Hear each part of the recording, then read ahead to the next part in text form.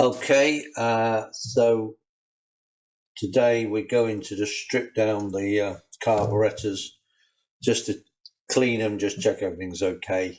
Apparently they're fairly new carbs, there shouldn't be a problem, but you never take anything for granted, so we'll strip them down and just check everything. So we've got the normal triple setup for a Trident. They're on a gantry. The advantage of the gantry is that it works like that, so you've only actually got one throttle cable, so there's not a throttle cable going to each carb. It goes to the gantry, and so that's nice. I like the way it works. Like a Bonville, you'll have two, you've got two separate cables and so on. Yeah, so they're pretty standard carbs there. 600 series carbs, Amal Concentric carbs for a Trident. They've got extended tickle pins on.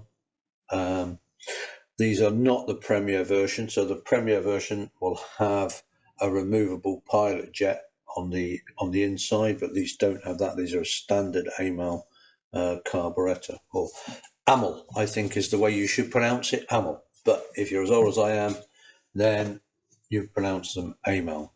It's a bit like Velux windows or Velux windows. Like I'm sure it should be Velux, but everyone calls them Velux. And officially, these are actually Amal, I think, but we all call them Amal. Made in England. They've been made in England, all their lives, so that's good. Right. So the first thing I'm going to do is I'm going to slowly disassemble them so we can get them off the gantry.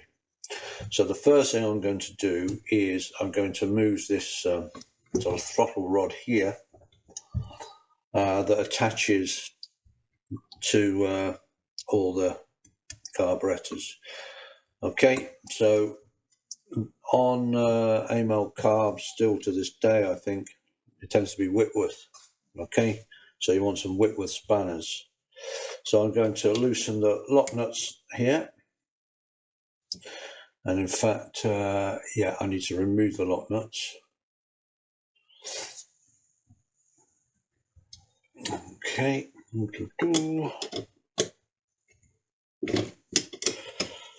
Bit awkward to get to past the choke cables. These are choke cables here. They're not. These aren't throttle cables. Okay, last one there.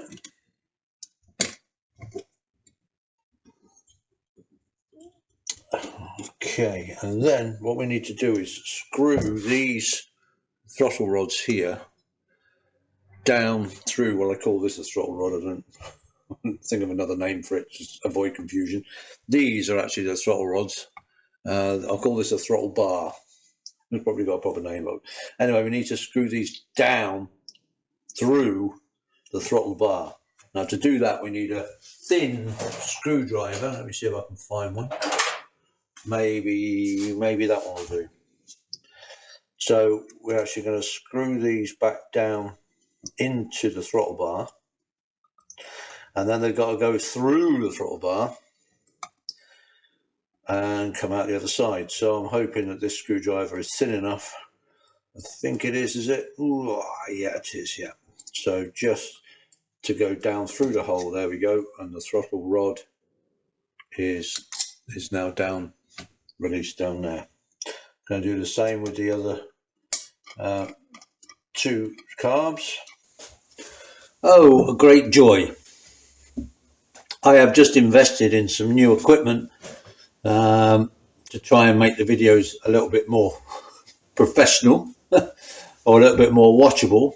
And I've just discovered that for unknown reasons, like halfway through, or less than halfway through that video I've just done, for some reason the camera has jumped to 5 times zoom. And of course I was completely unaware of that, so I've done all this work, and it's only like when I just suddenly had a quick look at the camera just to check it was still okay, that of course it's not. So a lot of the work has now been lost. So I'm so happy about that. But just to try and recap slightly, so I screwed these throttle rods down through the throttle bar until they were, and I screwed them down through it, so then I could pull the throttle bar out, and that meant that I then had access to the throttle tops. So, and they're held on by two small Phillips, crosshead screws. So then undo those three and you can lift away the throttle tops. And then I took the actual lever off the side of the gantry so that all that assembly is now out of the way. And then I've just lifted the throttle springs out of they sit on top of the throttle valves. The throttle valves are still inside the carbs. So I've left them inside the carbs to stop them getting mixed up, because you really want the same throttle valve to go back in the same carburetor. But at least I keep checking the camera now that it's not jumped back to 5 times bloody zoom. Anyway, right, so what I'm going to do now is, the next thing I'm going to do is I'm going to remove the petrol pipe just because it's a bit in the way. Yeah, so I think I am going to remove the throttle valves now, but I'm simply going, so they simply pull out. This is a throttle rod, which is peculiar to the Trident. Normally the cable would go down, the cable would go all the way down, but it doesn't on the Trident because of the gantry. So I'm just going to pull these out and lay them in order, try and make sure they're not going to get damaged. They are actually pretty gummed up. I don't know if you can see that sort of brown residue. Yeah, they are pretty gummed. So they could certainly do with cleaning out. Right, so we're back on Whitworth again to take the throttle, the fuel pipe off the bottom of the float bowls. Where are we? So back on, yeah. So Whitworth, yeah. Okay. Let's see if we can. These are normally pretty tight. There we go. That one's gone. That one's gone. And that one's gone. There. And then we just lift off the fuel pipe, and there's these little filters that are on the bottoms, and they sit in the banjos. They're nice and clear. I'll put those over there, so we can now get to the carbs.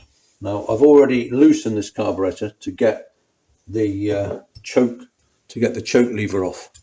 So, and these are AF because they're not actually part of the carburetor; they're part of the gantry. So we're back on AF spanners. So this one's already loosened. So I'm just going to remove the last nut off the flange there, and there is the carburetor off. It's got the O-ring seal there to try and stop O-ring air leaks. And then I'm going to put this throttle slide back in. I'll get it the right way around.